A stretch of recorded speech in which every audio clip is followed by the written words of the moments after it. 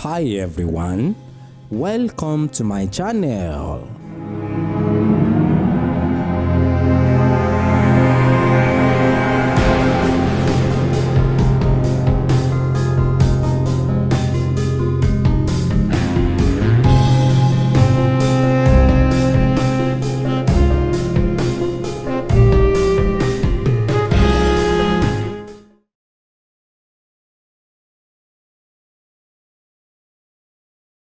Ẹni tó bá fẹ́ jẹ àǹfààní Orishalare Alaje látọwọ́ mi láti ọ̀dọ̀ mi, òòṣà ló ń ṣe o, ikọ̀ àti ìríjú ẹ̀ ni mo jẹ́ o.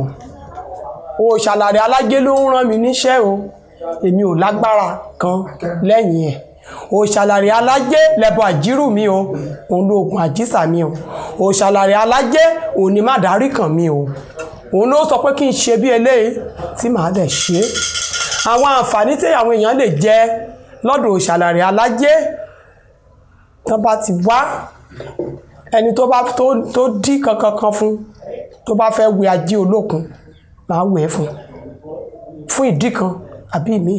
Ẹlòmíì báyìí ó lè má bímọ kán ní bó ṣe wà pé kó lọ wẹ ajé olókun kó kàn máa jí kó máa forí balẹ̀ fún nínú ilé ẹ̀. Tó bá ti wẹ̀ tó gbé lọ á lóyún á dẹ̀ bímọ yẹn. Ẹlòmíì wọ́n lè ní kó lọ síbí, ó kàn lè dédé mo ti lẹ́ni tó jẹ́ pọ̀ rẹ̀ ló tẹ̀lé wá síbí tí mo dẹ̀ wò tó ṣàyẹn ní kí n sọ fẹ́ ní pé ó kù díẹ̀ káàtó fún pé kí mú lọ odò kí lọ wẹ orí ẹ̀. Mo lọ fọ orí ẹ̀ pọ̀ tó máa fi ṣe bí oṣù mẹ́ta tán wẹ orí ẹ̀ ó dẹ̀ ríṣẹ́. Lẹ́ni tó ti graduate láti bí ọdún bí 10 tí ò ríṣẹ́ tó dẹ̀ wá síbí láàrin oṣù 3 tó Orishalare Alaje tó ṣe ó ṣe fún ó dẹ̀ padà wá ó wá dúpẹ́. Ẹlòmíì adébí wọ́n ti dé kalẹ̀ Orishalare Alaje àtúnṣílẹ̀. Àwọn míì wọ́n wá dúpẹ́, àwọn míì wọ́n ní wá dúpẹ́, ṣùgbọ́n òòṣà ló mẹni tó ń sìn.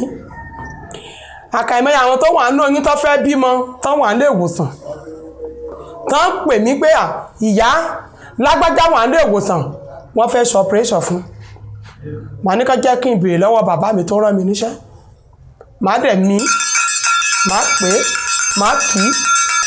Tó bá ti jẹ́ iṣẹ́ tí mo máa fomi ṣe ni, á sọ fún mi. Tó bá ti jẹ́ iṣẹ́ tó jẹ́ pé ètùtù ló gbà, á sọ fún mi.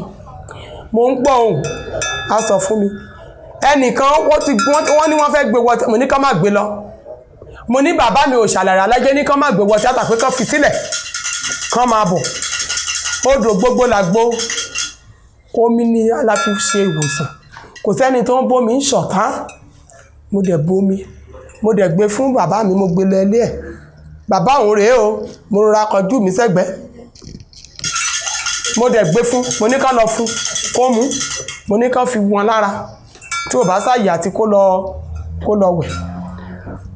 Mo dẹ̀ gbóhùn ìyá, mo gbọ́ tọmọ láì ṣe iṣẹ́ abẹ fún.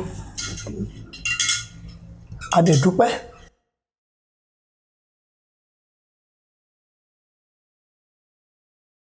Ẹni tó bá tẹ̀lé òòṣà nínú kan àti èdè kan, Ọlọ́run ò lè bínú sí. Ọlọ́run lòòṣà, Ọlọ́run là ń pè, Ọlọ́run òun là ń pè. Ẹni tó bá tẹ̀lé òòṣà tó ń sìn bó ṣe tọ́ bó ṣe yẹ, Ọlọ́run ò lè bínú sí. Ẹni tó gba ẹ̀sìn àjòjì tó ń ṣèkà, ọ̀run iná ló ń lọ.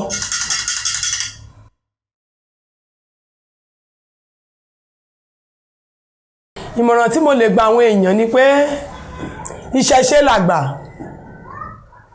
ìṣẹ̀ṣe làgbà, ìṣẹ̀ṣe làgbà.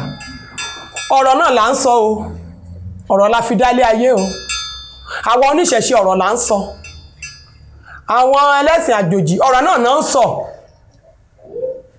Àmọ̀ràn mi sí gbogbo àwa ọmọ ènìyàn nílẹ̀ adúláwọ̀, ẹ jẹ́ á padà sílé, ẹ jẹ́ á padà sí ìdí abínibí wa. Òòṣà làgbà, òòṣà làgbà, òòṣà làgbà. Ẹ jẹ́ ká padà sílé ká lọ máa ṣe ìṣẹ̀ṣe, ká máa bọ orí wa lóòrèkóòrè, ká máa wúre, ká máa ṣàdúrà nídìí òòṣà. Kò sílé tó wà tí ò sí òòṣà. kò sẹ́ni tó dúró tí ò lórí tó gbé wá sílé ayé.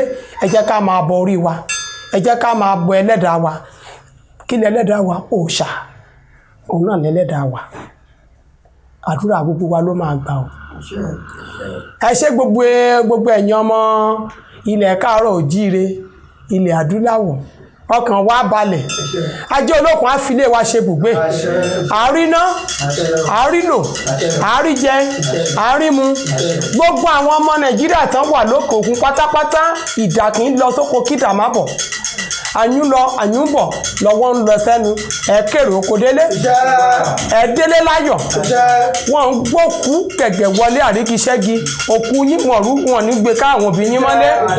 Kò sẹ́ni tó ń bọ́ bàtà ọ̀fọ̀ sẹ́nu ọ̀nà èṣù. Bàtà ọ̀fọ̀ wọn ní bọ́ sẹ́nu ọ̀nà wa o. Gbogbo yín lọ́kàn yín á balẹ̀. Ẹ̀yin ayàwòrán ojú yín ò ní fọ́. Ẹ ti rí mi lọ́dún, ẹ tún bá mi lọ́dún tó ń bọ̀.